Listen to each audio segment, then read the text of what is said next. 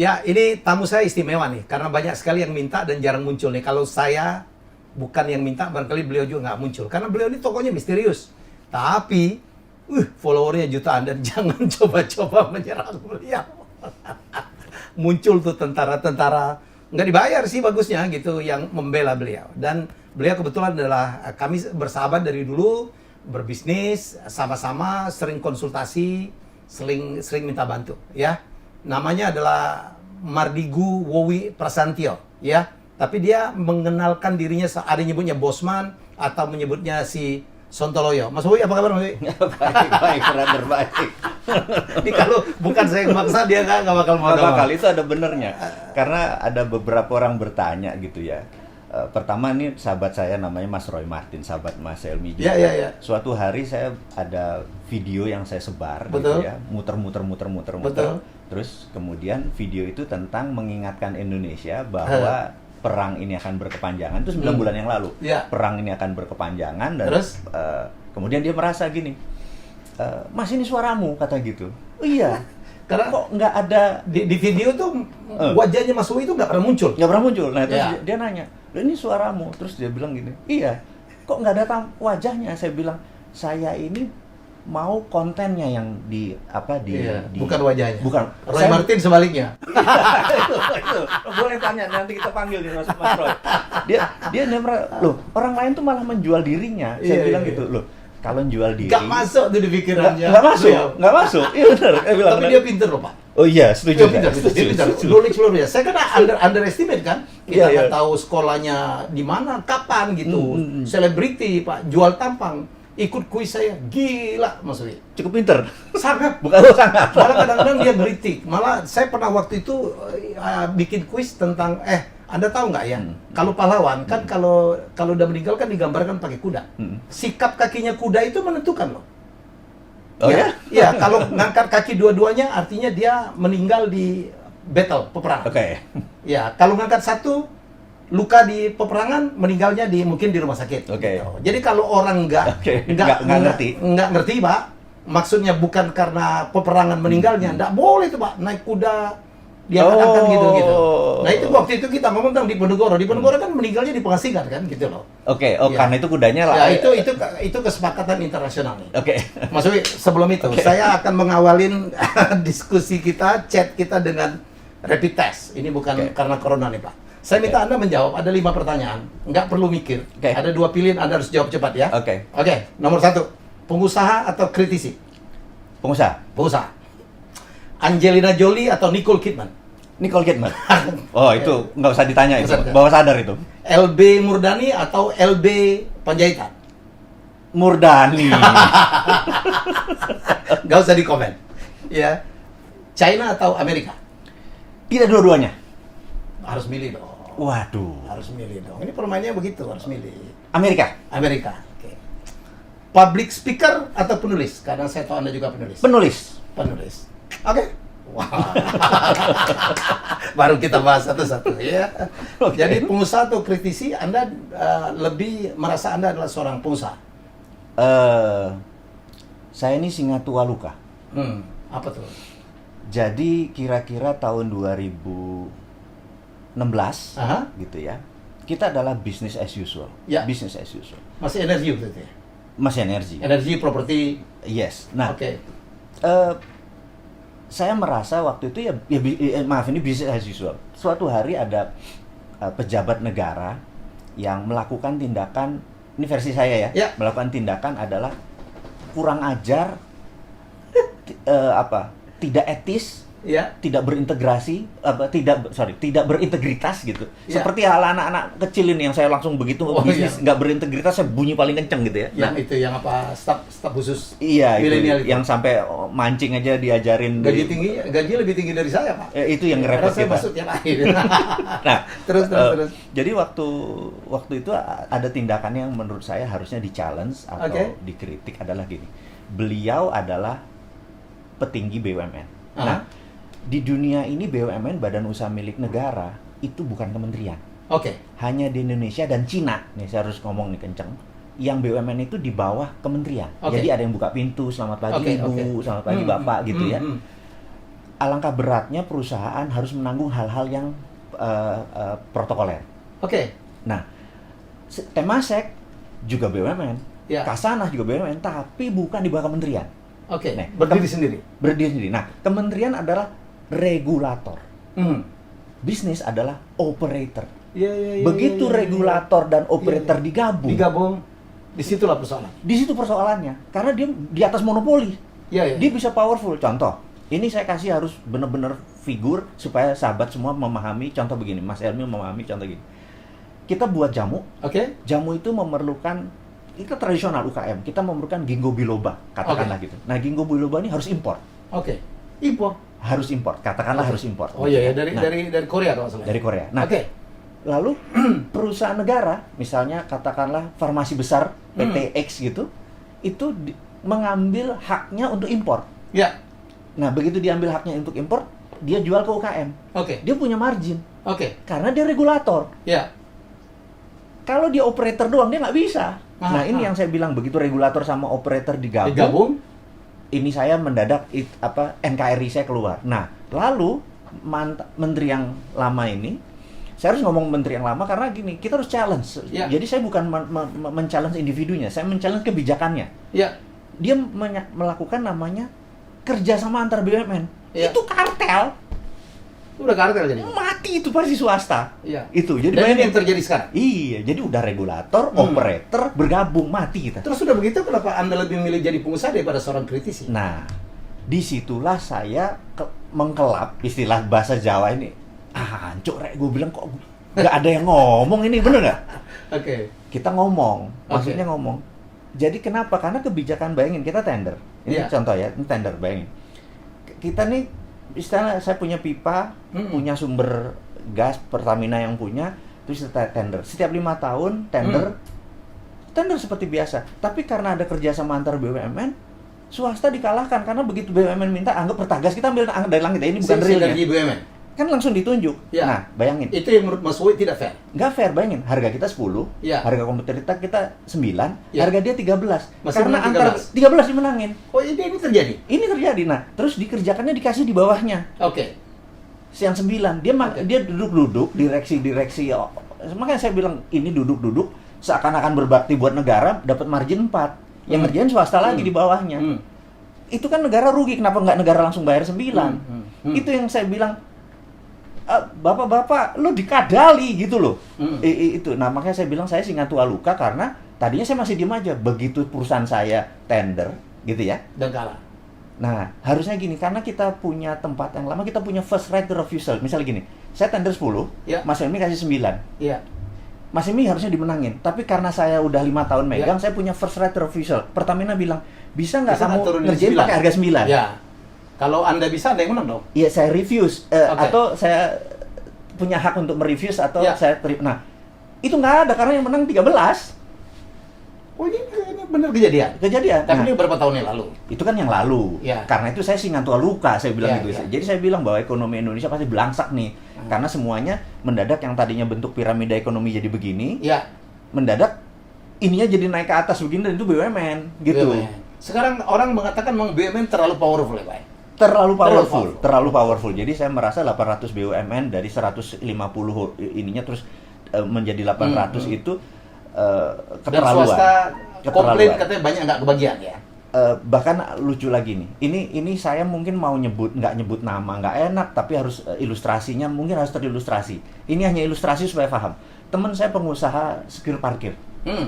Suatu hari dia memenangkan 85 miliar secure parkir di Terminal 3 yang baru gitu ya. Dia menang tendernya. Kira-kira untungnya paling 7-8% lah. Ya. Begitu menang di drop. Karena? Di drop. Terus tahu-tahu dia buat cucu usaha yang namanya aerowisata saya lupa Terminal 3 secure parkir. Lah ini. Itu anak perusahaannya Cucu AP2 AP2, Angkasa Pura Secure Parkir gitu. Nah, yang 85 ini ke sini, nah baru ini disubkan ke sini. Ya udah nggak ada marginnya. Ya margin dimangkal ini. Teman saya bilang makan dah tuh gitu. Jadi semua diambil begitu gitu. Termasuk kita bilang itu mah bukan bisnis karena di sini cuma mantan-mantan orang laskar tak berguna pensiunan duduk-duduk dapat income. itulah yang kita bilang terjadi sentralisasi income. Oh. Orang yang tidak bekerja karena dia regulator, ingat. Oke, paham saya. Itu. Terus saya masih mempertanyakan apa sikap Mas Owi. Udah begitu kenapa nggak Anda tuh bukan kritisi lah, memberikan masukan lah ya. Ya. Kenapa akhirnya tetap nekat untuk memilih untuk tetap menjadi pengusaha? Nah, begini, pengusahanya saya tahu bahwa dulu itu pengusaha saya adalah close market. Close market tuh artinya saya menang tender, saya mengerjakan tuh close market. 2017 saya memutuskan seluruh perusahaan saya yang berbisnis dengan close market, business to business, saya pindahkan ke anak saya.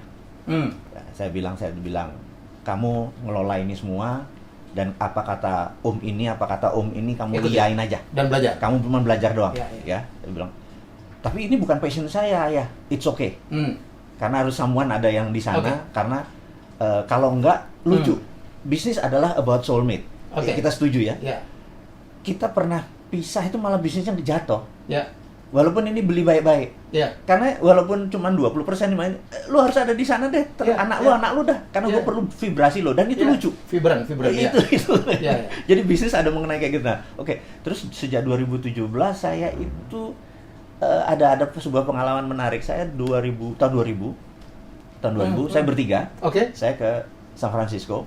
Waktu itu Google lagi third round, lagi cari dana round ketiga gitu ya. Kami bertiga, saya yang paling kecil lah. Waktu itu Google menawarkan 21% saham senilai 36 juta dolar gitu, tahun 2000 nih. Kita 2 malam tuh berdebat. Tapi teman kita yang paling gede duitnya nih, pengusaha yang kalau saya sebut namanya semua orang tahu gitu ya. Dia sahabat saya, dia Chinese Indonesian gitu ya, sangat nasionalis walaupun dia Chinese. Terus dia bilang, enggak bro, katanya, Yahoo is the winner, search engine the end, Yahoo is the winner gitu ya. Saya bilang enggak, saya suka Sergey Brin gini, bisnis itu is about human, bukan about bisnis, saya bilang gitu. No, Yahoo is the winner, Yahoo punya gini. Enggak, saya bilang Sergey Brin, saya suka sama konsep-konsep kepalanya Sergey gitu, teman-teman di Google waktu itu. No, the end. Akhirnya kita nggak beli, walaupun beli saya cuma nunut ya, kan 36 juta dolar besar, saya cuma nunut, saya minoritas. Yang nomor 2 yang Mr. P ini dan Mr. F ini akhirnya sepakat, dua ini padahal setuju sama saya, ini satu, tapi dia yang paling besar. To make story short, 2018 kita ketemu. Nilai Google Alphabet sekarang namanya adalah 1000 billion. Kita bilang kalau kita punya 21% kita lebih banyak dari APBN gitu. Itu kadang-kadang dalam hidup begitu ya. Dalam hidup begitu. Tapi terus 2017 apa yang saya lakukan? Saya merasa gini. Saya di Kementerian Pertahanan, saya di dunia shadow itu udah lama, Brother Helmi tahu sekali. Nah, kita tahu bahwa tahun 65 pemerintah Amerika ini merasa begini. Kita perlu bentuk komunikasi lain di luar PSTN. Dulu kan PSTN, telepon rumah dulu PSTN, jalur kabel itu. Nah, dari tahun 65 mereka membuat survei, tahun 69 akhirnya mereka meluncurkan yang namanya internet, WWW. Jadi sekarang ini baru 51 tahun internet itu. Jadi mau itu Alibaba, mau itu Tencent, mau itu Tokopedia, apapun itu Amazon, harus lewat WWW. Benar nggak? Artinya, dan siapa yang buat? Yang buat DoD, Department of Defense Amerika. Jadi selama Anda pakai internet, lupakan Anda bilang, wah China is the best information, dia menguasai. Selama pakai itu, datanya diambil, selesai ya, itu kita end of discussion. Jadi saya merasa waktu itu di tahun 2017 ini lagi tenger-tenger yang ini negara kok karena mungkin terlalu sibuk ngurusin yang lain sehingga lupa di sini ada yang lagi menari gitu ya, lagi pesta. Saya merasa gini, kayaknya saya lihat blockchain is the winner. Blockchain is the winner? Iya, jadi saya pikir ini akan menjadi, saya teringat waktu dulu search engine, Yahoo is the winner. Tapi kalau tanya umur sekarang, anak-anak sekarang, Yahoo yang mana Pak? Gitu kan? Karena mereka lebih kenal Google gitu. Nah, saya merasa sekarang ini bahwa blockchain is the winner. Cuman saya study, apa sih blockchain itu, bener nggak? Saya kirim 30 orang, ada yang ke Jepang 3 bulan, ada yang ke Jerman, ada yang ke Las Vegas, dan lain-lain belajar. Akhirnya saya tahu bahwa Bitcoin is blockchain, tapi blockchain bukan Bitcoin. Apa maksudnya? Jadi Bitcoin gini. bukan blockchain, tapi blockchain. Jadi Bitcoin itu adalah blockchain. platformnya blockchain kan. Blockchain. Nah, orang kan kenalnya blockchain adalah Bitcoin. Bitcoin, Nah, yang Bitcoin itu terhebat. darlingnya aja. Darlingnya. Darlingnya aja. Nah, Jadi Bitcoin adalah blockchain belum tentu Bitcoin. Ya, nah, Oke. saya mau pelajari blockchain, bukan pelajari Bitcoin nih, mau pelajari. Iya. Oh, ternyata dia itu adalah kayak orang arisan. Kita bertiga, misalnya saya, Mas Helmi, Mas Randy bertiga, kita arisan. Oke. Kita ngocok, terus keluar Mas Randy. Ya, kita, oke, sekarang bulan ini Mas Randy yang dapat. Itu namanya Trusted Open Ledger. Kita sepakat, Trusted Open Ledger. Iya. Ledgernya pembukuannya terbuka. Iya. Nah, Trusted Open Ledger begini kalau dipakai, regulator nggak diperlukan. Karena kita bersepakat. Terus Oke. regulator mau ngapain, orang kita sepakat kok dia menang gitu. Iya. Nah, itu yang Itu yang Anda pelajarin. itu yang pelajaran. Mas Owi, ini kan yang nonton kita kan macam-macam, Pak. Yes. Barangkali bisa nerangin blockchain itu apa sih? Nah, saya tidak berusaha menjelaskan itu sebagai teknologi. Jadi Oke. blockchain itu adalah Simpel-simpel aja dengan bahasa yang trusted simpel. open ledger. Pembukuan terbuka. Ya. Hanya itu aja kalau itu. Jadi Ya. dengan pembukuan terbuka, kita bisa tahu kemana lajur ini jalannya pada saat Transaksinya apa transaksinya aja. kemana Ya, oke. tetap terbuka. Nah, menurut saya keterbukaan itu akan menjadi future. Jadi saya pernah mempunyai buku tulisan judulnya Vision 2030. Saya menebak apa yang akan terjadi 2030, saya bilang blockchain is the winner. Mengalahkan WWW. Sekarang belum bisa, masih hybrid, masih nyambung. Nanti dia stand alone Tapi gitu udah ya. kelihatan akan menjadi pemenang. Belum saat ini. Itu alasan kenapa Anda membuka usaha Santara? Santara salah satunya, Santara dan lain sebagainya. Nanti Iya. karena tapi kita tidak paling itu cuma salah satu engine-nya saja. Karena sekarang belum bisa connect kemana-mana kan. Iya. Tapi itu Masih terbatas. terbatas, nanti itu akan membesar gitu. Itu Iya. alasan saya membuat Ya. itu. Nah, jadi makin lama dunia akan makin kehilangan power dari uang kertas dan sebagainya, Pak. Setuju. Semuanya digital. setuju. Nah, digital itu perlu ledger yang terbuka kan. Ledger yang terbuka. Jadi nggak bisa printing manis seenaknya kayak sekarang ini. Jadi kita cerita dulu tentang Bitcoin. Bitcoin adalah sekelompok anak muda yang tidak percaya sama currency. Jadi dia nggak percaya sama yen, nggak percaya sama Amerika, dolar nggak percaya. Terus mereka bilang ini harus ada sesuatu yang kita percaya. Dan diterima dunia. Diterima dunia. Akhirnya mereka membuat 21 juta satoshi. Terus kuncinya dibuang. Nggak ada yang tahu. Nah, inilah yang sekarang ini bergerak turun naik karena trusted. Kita tahu kemana aja itu. Itu yang namanya Bitcoin. Nggak ada underlayingnya. Tapi underlayingnya adalah algoritma. Ini kan future sekali gitu ya. Future sekali. Nah, itu bikin 2009. Jadi Bitcoin sendiri baru 10 tahun. Ini dan dianggap sebagai currency terkuat ya. Saat ini di dunia digital dia di respect lah. Di respect. Makin lama makin tinggi. Karena itu sewaktu kaum Bilderberg, The Have, tahun 2017-2018 di Davos, mereka dikritik bahwa mereka adalah 0,01% manusia tapi menguasai 90% hajat hidup, bukan materi ya, hajat hidup. Contoh gini, 0,1% ini bayangin. Kalau kita adalah yang punya IG, yang punya Facebook, yang punya WhatsApp, namanya Mark Zuckerberg. Yang satu kan yang punya. Terus dan dia menguasai hajat hidup kita. Iya, terus yang punya Google, yang punya segala macam, itu bergabung kan cuma 0,01% yang namanya keluarga Bilderberg ini.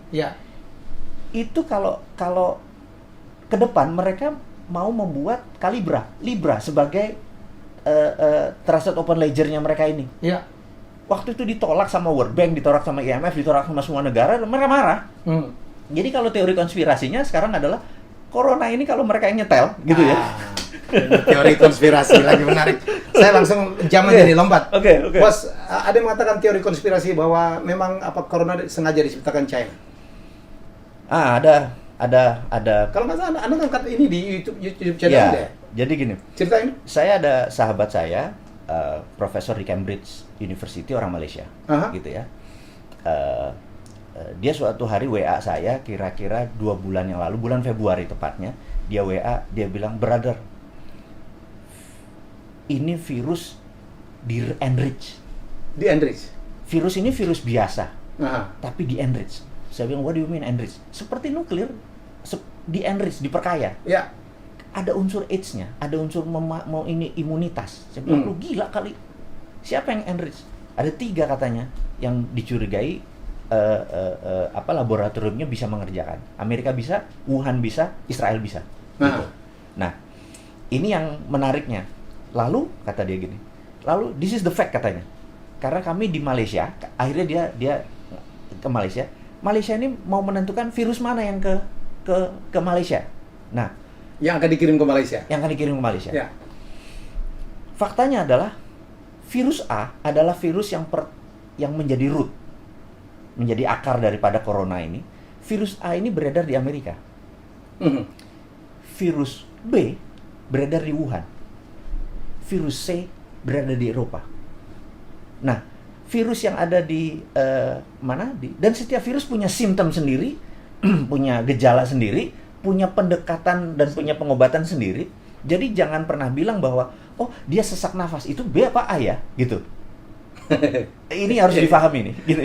Nah kemudian itu dia sekarang udah turun ke, dulu katanya virus B mati di panas. Karena enggak lagi. Kok di Indonesia enggak? Ternyata pertanyaannya yang di Indonesia ini yang A, yang B, yang C. Oh. Inilah yang saya menantang seluruh virologi, ahli biomolekular di Indonesia. Kok lu diem aja sih? Lu makan sekolah puluhan tahun lo. Iya. Bunyi ini virus yang mana nih? Itu yang jadi saya dan Donald Trump memang berulang-ulang mengatakan wah ini sengaja dibuat di Wuhan untuk disebarkan seluruh dunia ya. Ternyata kalau kita nggak melihat begitu karena virus di Amerika yang A. Which is laboratoriumnya Amerika. Oke. Yang di Wuhan B. Karena Amerika pun ada teori konspirasi juga. Bill Gates kan beberapa tahun sebelumnya udah bicara bahwa Betul. akan datang satu pandemi yang luar biasa ya Pak ya? Betul, makanya kita bilang yang beroperasi 3. Jadi Israel sebar di Eropa.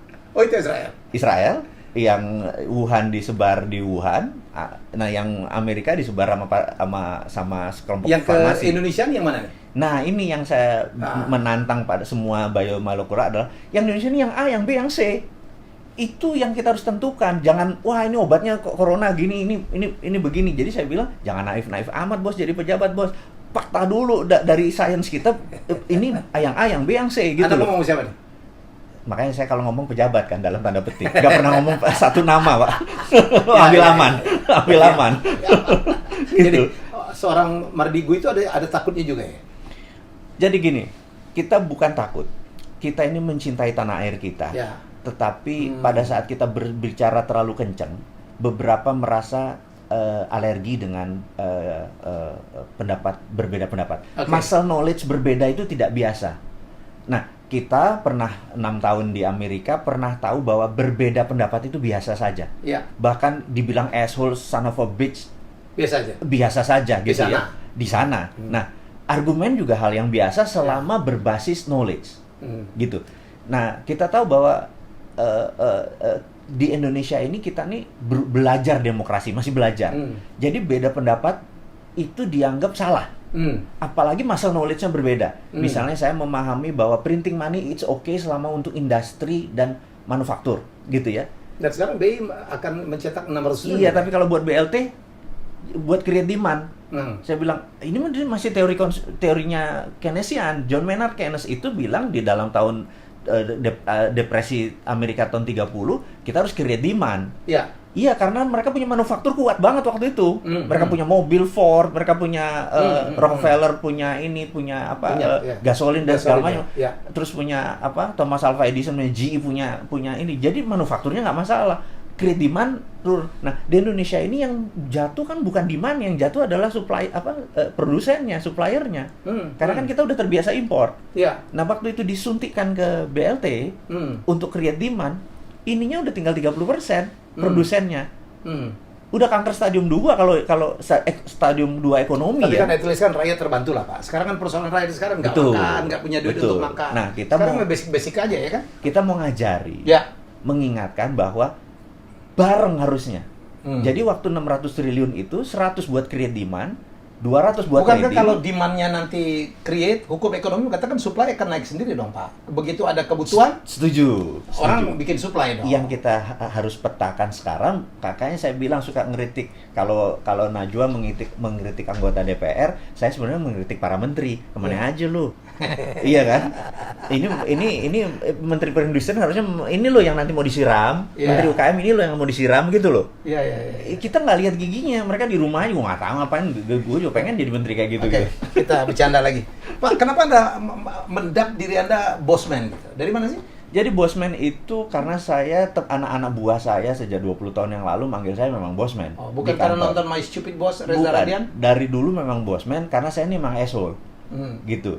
Jadi saya ini pengejar prestasi, go getter, saya neken banget gitu orangnya kalau di kantor. Tapi begitu di luar saya lah makhluk sosial, humble kayaknya gitu. Kalau anak-anak yang anak-anak di dalam mana dia kayak gitu bener nggak? Asli mah dia mah asshole kan, mecat orang mecat aja gitu loh.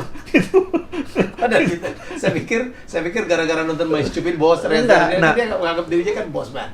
Anak-anak yang manggil lu dari dulu ya gitu. Jadi itu sejarahnya karena saya ini kalau saya di bisnis inilah Anda nggak akan pernah mau berbisnis saya sebagai atasan bawahan. Sebagai mitra beda ya. Kalau atasan bawahan saya pengejar prestasi banget, saya bisa challenge mereka, saya bisa itu ada satu tapi chapter kan sendiri. memberikan kesempatan mereka belajar, mereka memberikan kesempatan mereka. Iya, karena itu enrich the knowledge ya. Karena itu saya menekan mereka. Jadi kamu mau sekolah mana, kamu ini kita bayar, tapi habis itu lu bayar itu gitu. Iya. Sadis juga gitu. Jadi itulah saya bilang. Kalau gelar Sontoloyo mana Pak? Sontoloyo ini satu seri tersendiri. Ya. Itu lebih lama lagi. Oh, lebih lama lagi. Jadi Anda lebih dulu Sontoloyo dulu. Jadi ini saya di keluarga saya adalah mbah saya, Pak Ade saya, kakek mbah-mbah kecil saya itu adalah nyantri di pesantren Sidogiri. Pesantren NU. Sidogiri kan 300 tahun umurnya, Mbak. Bahkan bapaknya Gus Dur aja pendiri NU aja sekolah di Sidogiri gitu ya, di Pasuruan. Jadi keluarga saya dari Malang itu di sana. Nah, jadi dia kiai kampung tahun 70-an gitu ya. Saya ingat saya masih 10 tahun suatu hari Pak D saya ini ceramah di kampung, cerita tentang pentingnya kita berislam itu kafah, total kafah. Gitu. Dia cerita contoh-contohnya. Terus saya 10 tahun itu berdiri jadi orang-orang pada duduk saya berdiri gitu. Terus orang kan lah kalau lagi ngomong, brother tahu deh kalau lagi ngomong terus ada orang berdiri kan nganggu terus pokoknya gitu kan. Ngapunten Pak De, mau nanya yang tadi. Ya apa kata gitu. Gini. Kita ini Islam harus kafah tapi kita sholat aja bacanya beda sama Rasulullah. Sama, beda Pak De. Itu di tahiyat akhir kan Allahumma sholli ala Muhammad wa ala ali Muhammad. Artinya kan ya Allah berikanlah kesejahteraan kepada Nabi Muhammad, kepada Nabi Ibrahim. Nabi Muhammad baca apa? Allahumma sholli ala ana, saya bilang gitu. Artinya kan bacanya lain, saya bilang gitu. Ngawur kowe, Sontoloyo kata gitu. Jadi dari kecil udah Sontoloyo. Sontoloyo udah itu Sontoloyo udah wow itu ibu saya duduk gitu malu-malu ini benar. Umur berapa itu? 10. Belum akil balik di Malang. Di Malang. Belum akil balik. Jadi istilahnya dosa masih orang tua yang nanggung, benar enggak? Belum akil balik. Bebas. Nah, setahun kemudian haul lebih gede. Mbah saya haul lebih gede. Cerita tentang perilaku Rasulullah yang penuh dengan kesantunan. Bahkan istrinya suatu hari Aisyah salah ngasih gula, ngasih garam, sehingga asin. Tapi dia tidak tegur.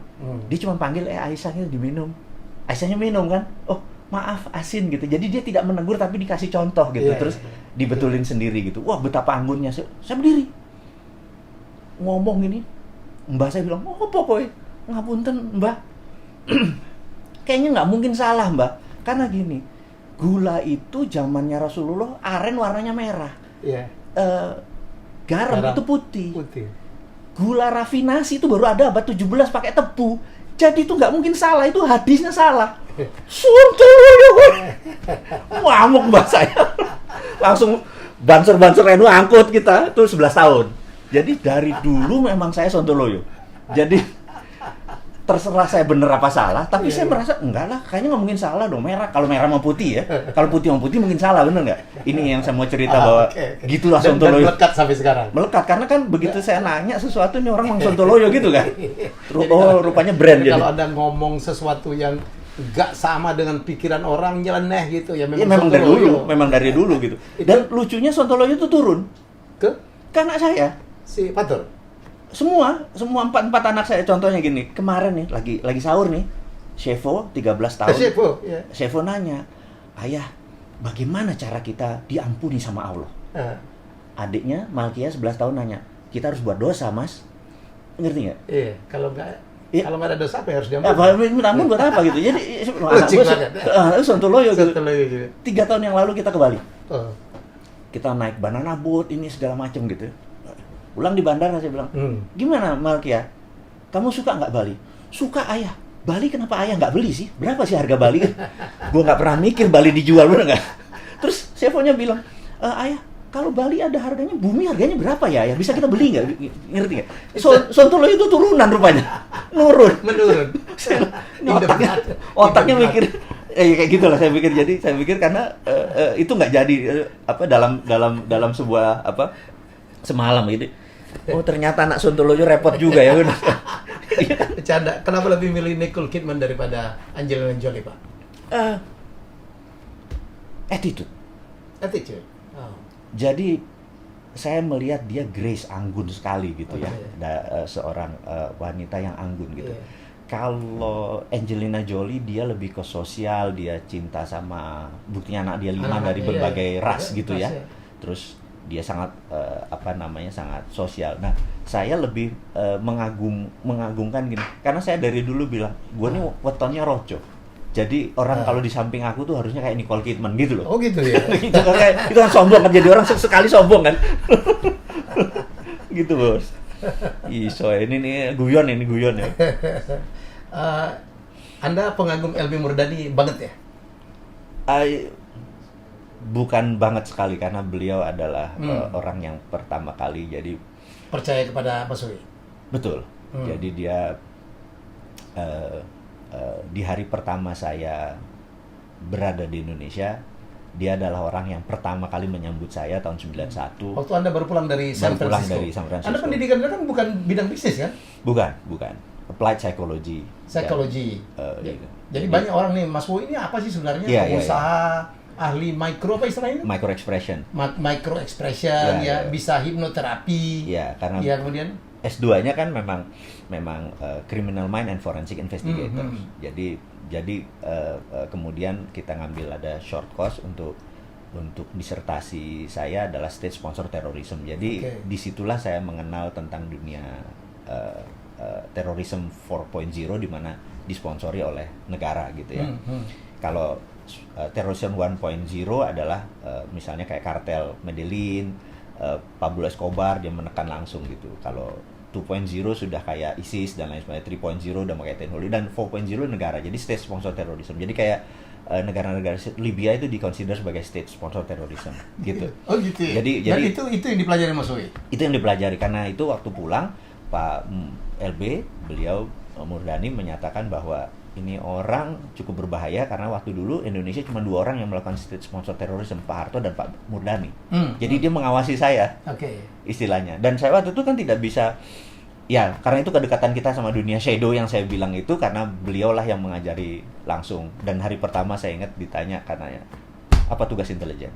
Gitu. Saya bilang, di akademi kita bilang bahwa intelijen adalah first line of defense. Jadi first line of defense ini pertahanan, garda terdepan dari sebuah pertahanan itu adalah intelijen. Nah, first line, karena itu intelijennya itu harus mengendusnya tajam. Kita bukan intelijen, ada 6 fungsi intelijen, salah satunya spy, salah satunya mata-mata. Jadi kita bedain gitu ya. Kemudian saya bilang first line of defense, di mana garda terdepan sebuah pertahanan adalah intelijen. Jadi intelijen itu ibaratnya anjing tuh herder, buas, tajam, bengis. Bahkan sebelum bergerak pun, karena dunia pertahanan adalah eradicate threat. Ini harus dicatat nih, ini sebagai pelajaran aja, bahwa tugas pertahanan, tugas militer adalah eradicate threat, meniadakan ancaman. Tugas polisi adalah mempidanakan ancaman. Jadi kalau perlu belum ada ancaman sudah hilang. Itu di intelijen. Gitu ya, belum ada ancaman. Jadi ini cenderung cenderung ada threat atau ancaman sudah dihilangkan dulu. Karena itu kesannya melanggar HAM, kesannya. Nah, Barat untuk membuat kita tidak canggih dianggap hak asasi manusia itu tinggi. Padahal pertanyaan sederhana nih, saya tanya sahabat semua nih, saya tanya ke Mas Helmi, saya tanya, tinggian mana human right sama nation right? Nation right sih. Selesai. The end of discussion. Dan itulah Pak Murdani pesan ke saya, nation right lebih tinggi, yang membuat ini Indonesia ini intact, Indonesia ini utuh, Indonesia ini ke depan menjadi bertahan 1000 tahun karena nation right di atas human right gitu. Nah, sekarang human right memang lagi didengung-dengungkan, kita harus meet halfway, bener nggak? Ini harus turun, ini harus naik gitu loh. Nah, inilah kita pentingnya mengeduket, karena itu saya punya muscle knowledge agak berbeda nih. Itu saya terus deliver karena Jadi itu. Mas Wowi itu memang tahunya terlalu banyak gitu ya. Dia ngerti terorisme. Makanya sebelum-sebelumnya dia lebih dikenal di TV itu kan kalau ada terorisme gitu dipanggil gitu ya untuk minta pendapat. Tiba-tiba dia menjelma menjadi YouTuber yang gila, jutaan follower. Ya punya masa juga gitu. Jadi dia punya apa ya, binaan para pengusaha. Saya kemarin diundang waktu kita bikin CEO Mastermind. Waduh, ini orang kayak nabi gitu. Apapun yang dia katakan itu, wah, diterjemahkan gitu. Apa namanya, MMBC ya, Pak? Iya. Kita ada 4.700 alumni MMBC yang saya sebut MMBC itu apa? Millionaire Mindset Bootcamp. Bootcamp. Jadi- Dan itu fanatik ya, Pak? Fanatik sekali, karena kan kita gini, kita tuh merasa bahwa kita tuh pengen bersama-sama orang selected person. Jadi Iya. gini, kenapa harganya harus 7 juta, 6 juta, 8 juta Dan gitu mahal ya? ya. Mahal sekali. Karena kita memang ingin mereka yang berkumpul adalah mereka yang mau sacrifice. Ya. Jadi dalam bisnis itu, dalam investasi itu bukan how much money you can get, tapi how much money you willing to sacrifice. Ya. Kalau mereka cuma berani sacrifice-nya 100.000, ya dapatnya 100.000. Apalagi Iya, mereka iya. yang moderat, Iya, modal iya, dempul urat iya, gitu ya. iya.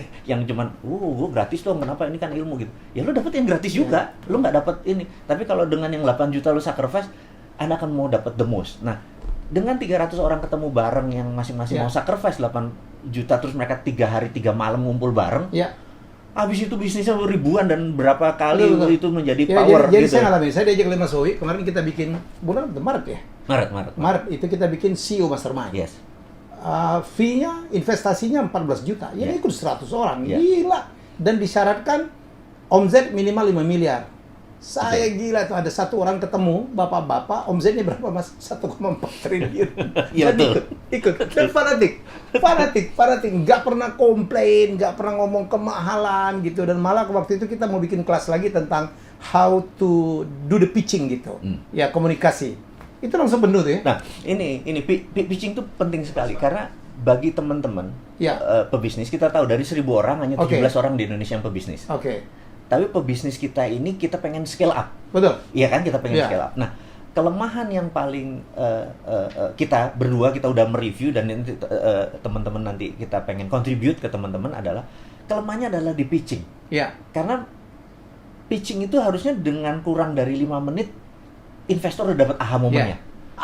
Ya. Gitu kan? Ya, ya. Atau bahkan kalau lebih powerful lagi, 3 menit.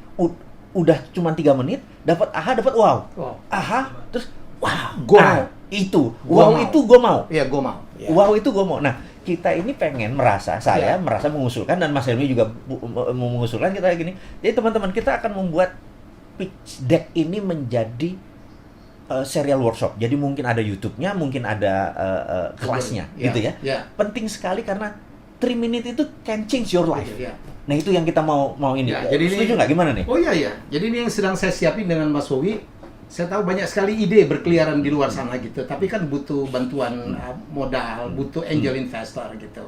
Mencari investor itu sulit loh. Minta waktunya sulit. Nah, kadang-kadang kita kan ada sebuah kebetulan ketemu di tempat parkir, di kawinan, di lift gitu. Oh, ketemu nih investor, ketemu Gita Wirawan, ketemu Sandi Uno, ketemu Pak Dahlan Iskan, and so on gitu. Barangkali cuma punya 3 menit. Pak, gue punya gini-gini. Mau nggak, Pak? Saya butuh gini-gini. In 3 minutes. Gue mau. Itu yang kita latih ya, Pak. Itu gini, karena ini yang menarik gini. Banyak pelatihan di luar sana yang melatih bukan walk the talk. Walk the talk itu adalah orang yang mengerjakan apa yang dikatakan. Ya. Ini Yang sudah melakukan. Yang Ya. sudah melakukan.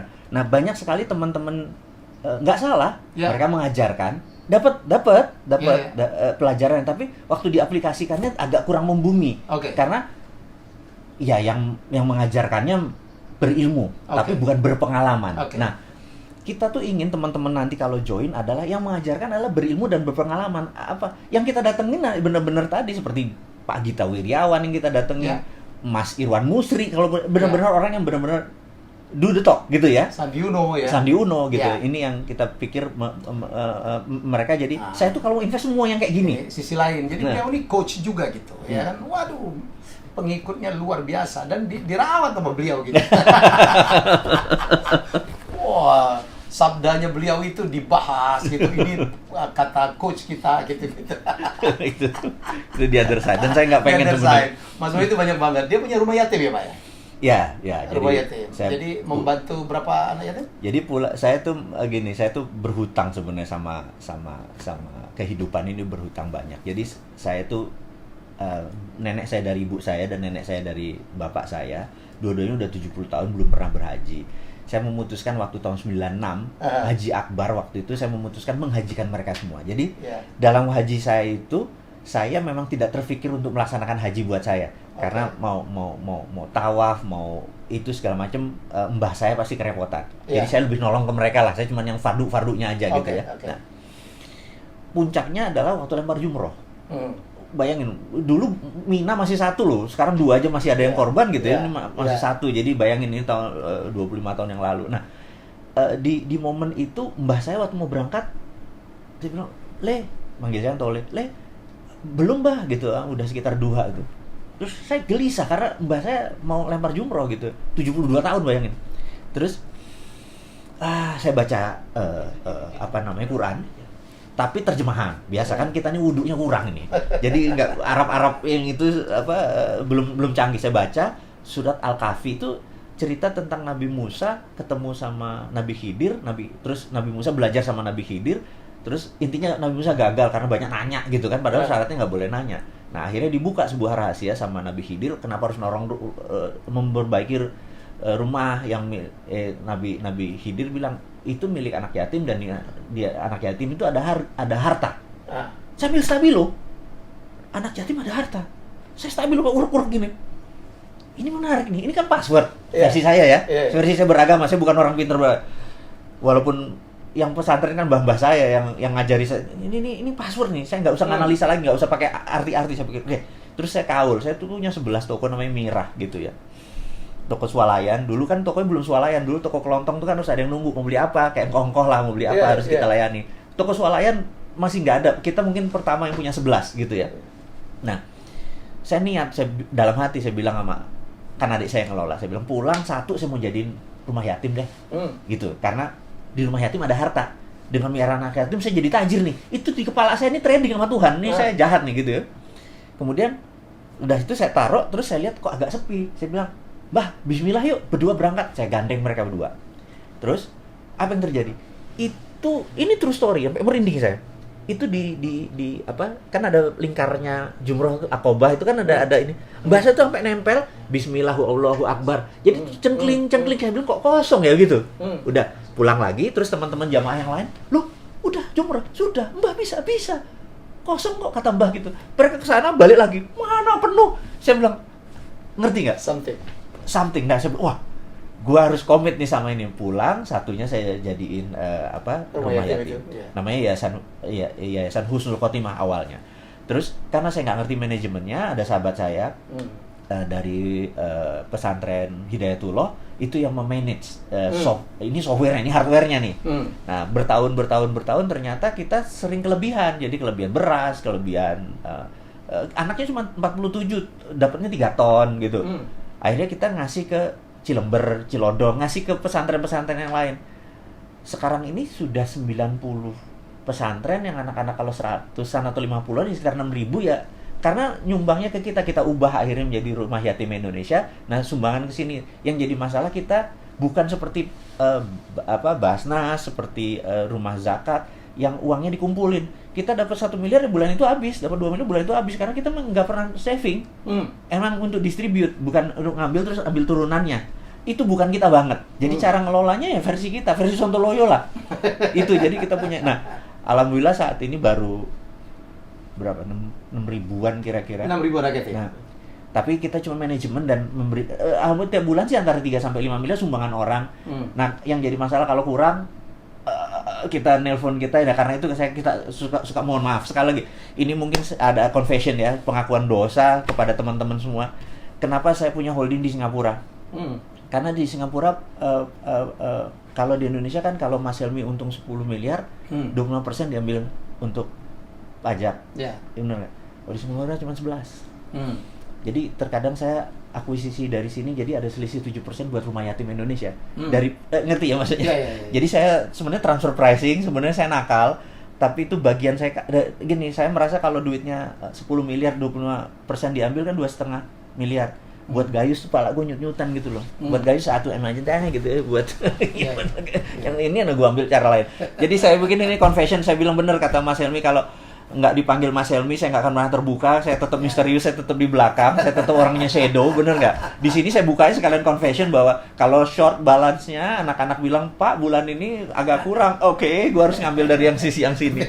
Dan nggak semua pajak itu Gayus loh. Iya makanya. itu a joke gitu ya, ini joke gitu. Don't take this serious gitu. Tapi saya confessionnya benar. Jadi kadang-kadang kenapa saya punya holding di Singapura, karena pendapatan saya di sana lebih kecil. Jadi kenapa orang buat, ada banyak, bukan saya doang loh. Mas Andi juga paling ada juga gitu ya. Kita nanti kita tanya, kita cek. Why dia punya Panama Paper, why punya kayak gini. Hanya karena selisih. Tapi kalau selisihnya dari 100 miliar kan kroso, Bos. Gitu loh. Lalu seberapa Indonesia Anda, Pak? Menarik pertanyaannya. Seberapa Indonesia? Saya ini berhutang banyak karena 6 tahun saya kuliah kan dibayarin negara. Nah, jadi saya berhutang banyak sama negara ini. Jadi kalau negara minta, misalnya kayak peristiwa 899, Malino, Tentena, tapi sudah almarhum sahabat saya yang Jose Rizal dari Mercy. Kemudian begitu negara minta saya di peristiwa Sampit, mendamaikan antara Madura dengan Dayak. Waktu itu adalah konflik horizontal pertama di Indonesia. Negara saking nggak ngerti pakai sebuah yayasan, minta ke PBB. PBB menunjuk yayasan ini, dan yayasan ini pun nggak ngerti, juga meminta saya untuk mendamaikan 100 Dayak, 100 Madura. Kita menggunakan teknik ini, dan sampai sekarang saya kalau ke Sampit udah kayak keluarga gitu ya. Kalau ke Ambon juga sama gitu. Dan kalau negara minta di 2004, di mana 26 Desember tsunami, besoknya itu saya sudah di Malabo gitu ya. Udah 3 bulan. Nah, ini ada sahabat saya yang sekarang ini udah bintang 2 nih, waktu dulu masih mayor gitu ya. Nah, yang brother nikahin. Jangan disebut namanya, nanti jualan dia nih. Oh iya. Oke. Karena itu ada terbukti buat 3 bulan kita di sana, kita nggak tahu dia pangkatnya apa, kita contribute gitu ya. Nanti teman-teman bisa kesaksian. Saya jadi MC nikahin, bukan saya nikahin. Iya, oke. Saya nikahin itu lain, beda, Pak. Gitu ya. Okay. Nah, ini kalau negara minta gitu ya, saya pasti pro bono. Jadi apapun yang Anda lakukan sebenarnya memberikan masukan, ya. Saya tidak menyebutnya kritik, itu adalah tanda lambang cinta Anda kepada Indonesia. Betul. Jadi gini, saya itu merasa, ini versi saya, tapi mungkin saya kebablasan mencintai Indonesianya. Saya tuh merasa begini, bahwa saya tuh agak miris begitu negara tuh berhutang. Iya. Maksudnya, loh kok ngono sih gitu ya? Iya. Dalam bisnis pun kalau bisa equity call kan? Ya. Jangan ada equity gitu dulu dong, jangan debt langsung. Jangan debt gitu loh. Ya. Nah, equity itu artinya kan pakai aset. Nah, saya itu merasa Indonesia itu punya namanya sovereign wealth, kekayaan sovereign wealth. Nah, Aramco itu menginspirasi saya. Saudi itu menginspirasi saya. Jadi gini, Saudi tahu bahwa cadangan gas dan minyak dia cuma ada 40 tahun ke depan. Dan sekali dibuka itu nggak bisa ditutup. Jadi mereka harus keluarin terus. Ini kejadian kenapa harganya murah ya. Nanti saya akan sampai sana. Apa yang terjadi kalau minyak ini habis? Sementara Saudi ingin 1000 tahun lagi masih ada, gitu ya. Pelajaran kedua, ada negara yang namanya Nauru. Nauru itu penghasil P2O5, fosfat. Fosfat yang dari kotoran burung ya? Kotoran burung. Ya. Dan brother kita satu adalah embassy-nya di sana. Ya, special envoy. For Nauru. Tanya beliau, itu kalau kita mendarat di sana, itu mendarat di jalan tol. Berhenti dulu jalan tol mendarat begini. Dulu negara itu sangat kaya. Bahkan toilet papernya mungkin pakai US dollar. Tapi sekarang negaranya bangkrut karena P2O5-nya sudah habis. Nah, Saudi nggak mau P2O5, Saudi nggak mau cadangannya habis terus negaranya. Dia melakukan, kalau di dalam corporate itu namanya corporate action-nya berubah. Berubah dari A menjadi B. di dalam kayak gini, dalam corona ini kita bisa merubah corporate action untuk survival kan. Nah, dia melakukan country-nya country-nya berubah. Yang tadinya petrodolar, jual petrol dapat dolar, dia forward. Dia hitung nilainya 3.000 triliun dolar. Di forward. Di forward tuh artinya sekian persennya diambil di muka. Dia ubah country action-nya menjadi service country. Karena dia tahu tamu Allah sampai akhir zaman ada. Dia mau ubah itu menjadi income dia nanti. Di forward diambil. Nah, itu namanya sovereign wealth fund. Nah, Indonesia itu kalau di audit ya, pasal 33 nih. Teman saya Stephanie Kelton bilang your country is very smart. Karena bukan hanya punya SDM sumber daya alam. Not very smart. Enggak, smartnya karena pasal 33. Tapi tidak diaplikasikan ya. Nah, jadi balik lagi. Nah, kalau kita dengan nikel ya, kita audit. Anggap nikel punya 1.000 billion. Copper 1.000 billion. Tantalum 1.000 billion. Uranium di audit gitu. Nah, kita forward ambil di muka. Ambil di muka. Ini jadi milik Singapura, ambil di muka. Ini kita ubah menjadi sebuah grand plan kita.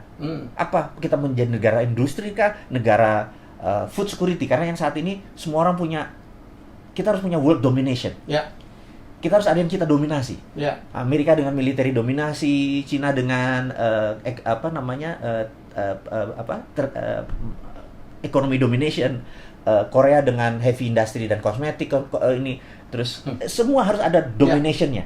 Nah, kita harus punya. Misalnya kita mendominasi mineral dan batu bara. Karena apa?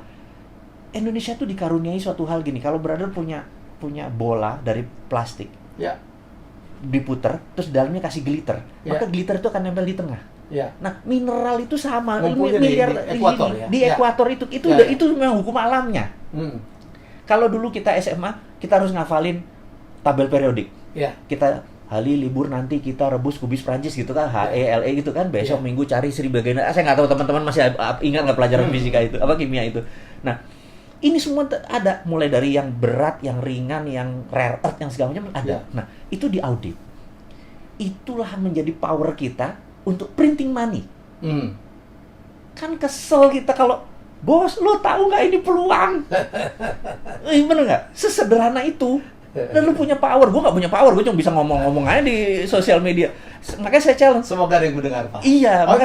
Saya pikir ada yang mendengar, Pak. Harus. Perhatikan. Nah, kalau ini dengan sosial media nanti kita ini adalah, ini saya mudah-mudahan kedenger vibrasi saya. Saya bukan mau kaya, dari situ saya bukan mau jabatan politik. Saya bukan public servant, bukan gue banget melayani orang itu, bener. Brother tahu kita udah lama. Saya bukan. Jadi bayangin kalau Pak Jokowi, humble, gue nggak bisa kayak dia. Pak Jokowi ya, kalau ketemu 10 orang nggak pakai sepatu, Pak Jokowi bisa copot sepatu menjadi sederajat. Lu nggak bisa? Sih nggak bisa. Ada 10 orang nggak pakai sepatu, gue nggak bakal copot sepatu gue. Gue mendingan beliin 10 dia sepatu supaya kita sama juga. Tapi gue nggak mungkin turun. Kan saya nggak ada humble-humblenya. Gimana gue bisa jadi presiden? Dia bilang nggak mungkin. Tapi konsep kita ambil. Siapa aja boleh terima. Nah, kegergetan saya ini adalah, kok lu nggak denger? Akhirnya saya menggunakan kalimat yang agak nyinyir, karena supaya nengok. Jadi kan kadang-kadang. Dan Anda tahu bagaimana melakukannya. Wah, suara Anda itu, Pak, di narasi video itu sinis. Nah, ini menarik nih. Nah, teman-teman, ini saya mau cerita. Ini gurunya, ini gurunya. Ini gini ya. Ini gini. Misalnya teks itu teman-teman yang buat, saya ada tim yang buat, saya harus marah. Padahal saya kan orangnya happy, saya nggak ada masalah sama kehidupan ini, bener nggak? Gue nggak ada masalah utang, gue ada masalah ini, rekening gue oke aja gitu loh. Happy aja, terus saya harus marah gitu. Ini teman-teman, ini note-nya, ini beliau yang ngajarin. Jadi saya di depan kaca, saya ingat kata-katanya Mas Helmi. Mas Wowi, Mr. Bean itu sebelum syuting, itu 30 sampai 60 kali di depan kaca dia action, sampai dia ketawa, dia baru take, baru ambil. Oke, saya bilang, gila, gue berdrama nih, saya bilang gitu. Jadi saya di depan kaca, saya emosi. Cara emosi itu gini, kaki dinaik, diginin. Kayak orang frustrasi. 2-3 menit kemudian emosi, baru saya bacain. Makanya kesannya saya emosi. Gitu loh. Kesannya saya ada getar-getar marah gitu ya. Nah, jadi sebenarnya ada drama di belakang itu gitu. Abis itu, karena itu abis 2-3 rekaman, kepala saya suka pusing. Karena itu bukan gue banget gitu. Tapi demi message itu Tapi tercapai gitu loh. Tujuannya dapat, Pak. Kayak demi message. Dapat. Itulah saya bilang. Gitu, sinis. Dan ini ada satu lagi brother yang ngajarin sahabat kita, Pak Teddy Darmanto.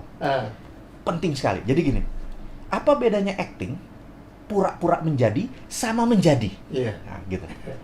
Jadi orang kalau mau dapat Oscar itu bukan pura-pura menjadi pegawai, tapi menjadi pegawai. Jadi ini beda nih. Karena itu kalau main sinetron, dia pura-pura menjadi supir, pura-pura menjadi orang miskin.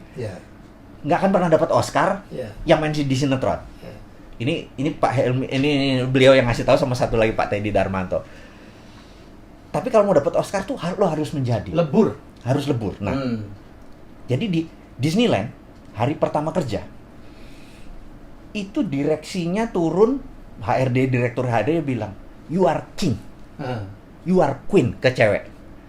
Tapi selama 8 jam, you are still pelayan. Lo janitor gitu. Lo menjadi janitor. Begitu dia benar-benar, dia tidak acting, dia benar-benar full heart, karena itu tipsnya gede-gede semua, bener nggak? Tapi begitu selesai jam kerja, you are king again gitu loh. Nah, itu dapat karena itu Disneyland is the most happiest place on earth, bener nggak? Nah, saya pengen gini, ini kalau gue jadi presiden nih, kayaknya Menteri Pendaya atur negaranya gue sekolahin ke Disneyland supaya Indonesia menjadi the most happiest country in the world gitu.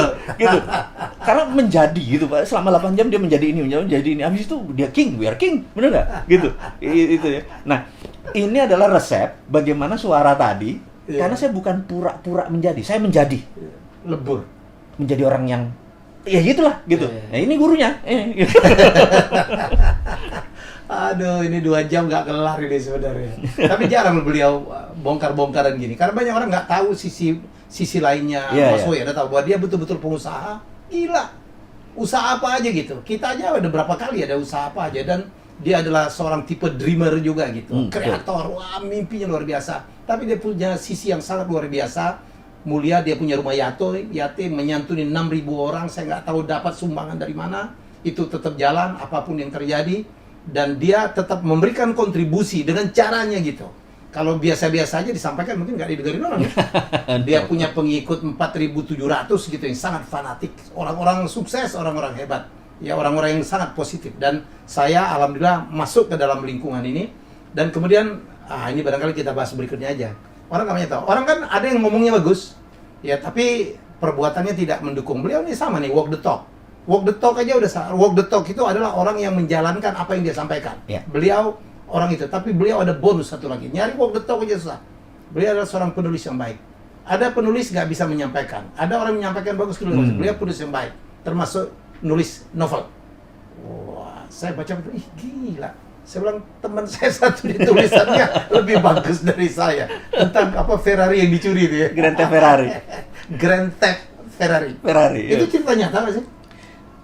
Cerita nyata yang didramatis. Jadi ceritanya itu true story. Jadi sahabat saya dulu namanya I sebenarnya, dia suatu hari dapat, bapaknya adalah titik-titik pajak. Jadi zaman tahun 80-an, jangan tanya kalau ini kan belum seketat sekarang ya. Dia tuh sekolah dibayari oleh orang tuanya, dikasih 150.000 untuk 4 tahun, dolar artinya ditaruh di muka. Nah, dia spending ini untuk barang-barang mewah, termasuk Ferrari tadi. Suatu hari, saya nggak kenal dia. Sekarang saya nanti bawa kenal, ini lo orangnya gitu ya. Sekarang ini my partner in crime gitu ya. Ini true story. Nah, terus saya dari dulu memang di San Francisco, di Amerika, karena ikut Permias tuh, anak-anak bilang, lu kalau ada problem ke orang ini aja, ini orang ini problem solver. Ini problem solvernya dalam arti nakal. Ini saya kasih contoh sebelum dia nih. Nah, problem solvernya misalnya gini. Suatu hari saya kedatangan satu anak Cina gitu ya. Saya kalau ngomong bener, karena memang rasnya Cina dan orangnya, tapi dia sahabat saya, dia pemilik bank. Dia datang bilang, iya gue tahu, lu ngapain di sini? Bokap gue belum ngirim duit. Terus lu mau minjem gue duit? Minjem gue duit? Enggak sih. Katanya kalau sama lu ada ide. Gimana?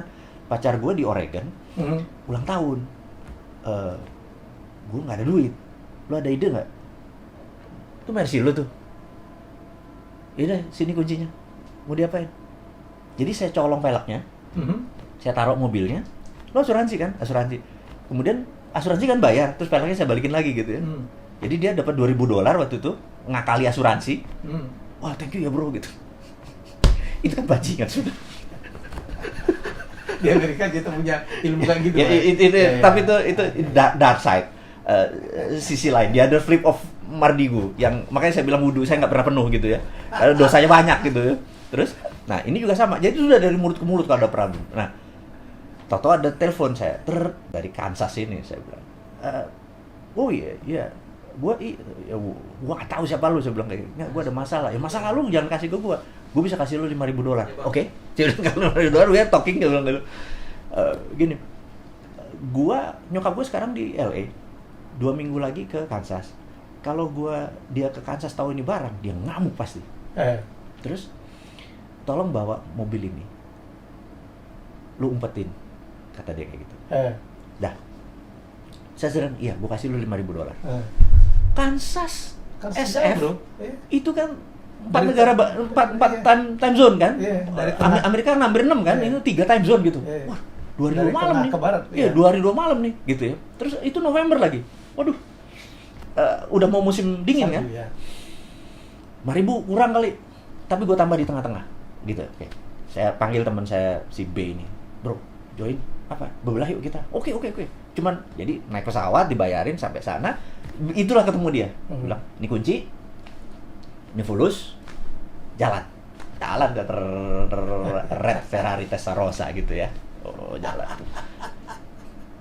Kita ada poin ketemu di Tacoma, saya lupa nama daerahnya. Tacoma ya. 2 jam kira-kira dari Kansas. Kita pakai koin, kling, telepon. Bos, gue udah di sini, gitu. Ngabarin. Oh, oke. Klik pas telepon. Dia jawab. Udah sampai sana. Oke. You on your own. Maksud lo apa? 5 menit yang lalu gue laporin bahwa mobil gue kecolongan. Jadi gue mau ambil asuransinya buat nyokap gue, nanti tanya duitnya mana, bener nggak? So you're on your own. Tak, hilang. Anjir, gila, kita bawa stolen car. Dan itu belum ada dalam cerita Amerika tahun 88 mencuri mobil mewah. Kansas lo ini, bener nggak?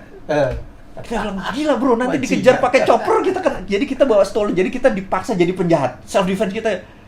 Teman saya si B bilang, wah gila, ini harus kita ngapain? I don't know. Terus begitu kita mau jalan, kita tadinya mau terus Boulder, ke Dallas, Colorado, terus ambil Utah.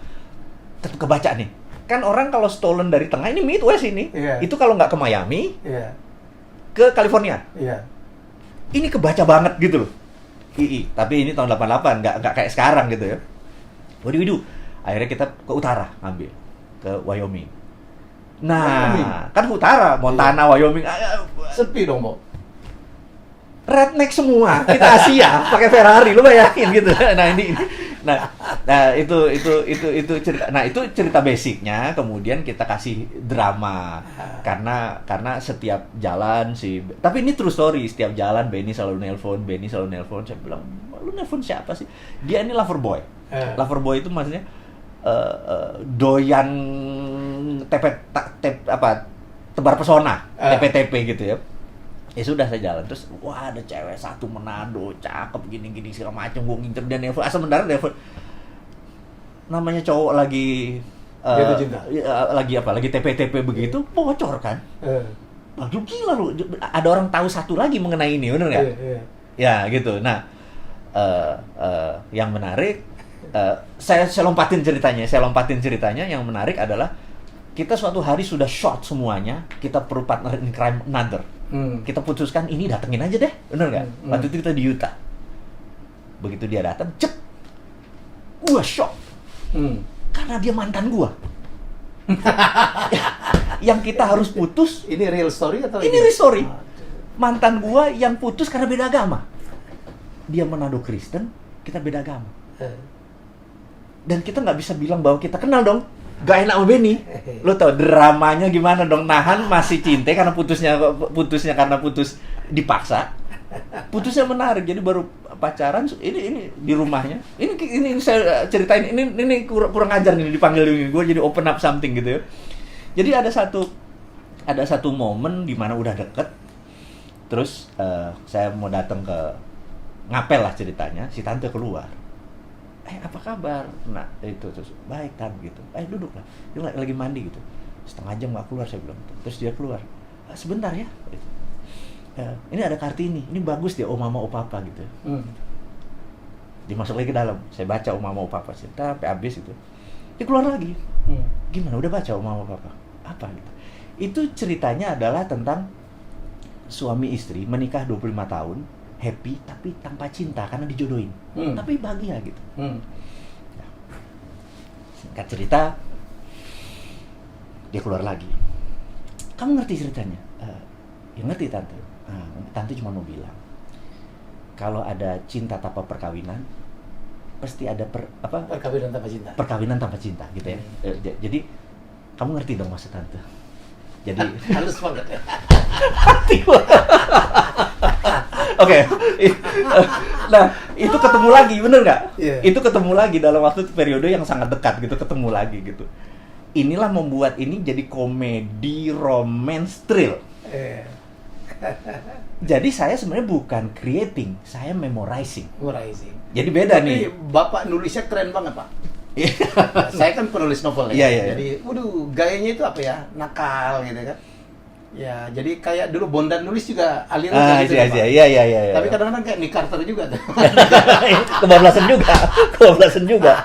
Gitu. Jadi ini luar biasa. Jadi saya nggak pernah bertemu orang demikian lengkap. Dia melakukan apa yang dikatakannya dan menulisnya sama hebatnya. Ya, saya berharap Grand Theft Ferrari atau Ferrari curian itu segera menjadi film ya Pak ya. Pengen. Aduh, kita bikin Netflix aja Pak.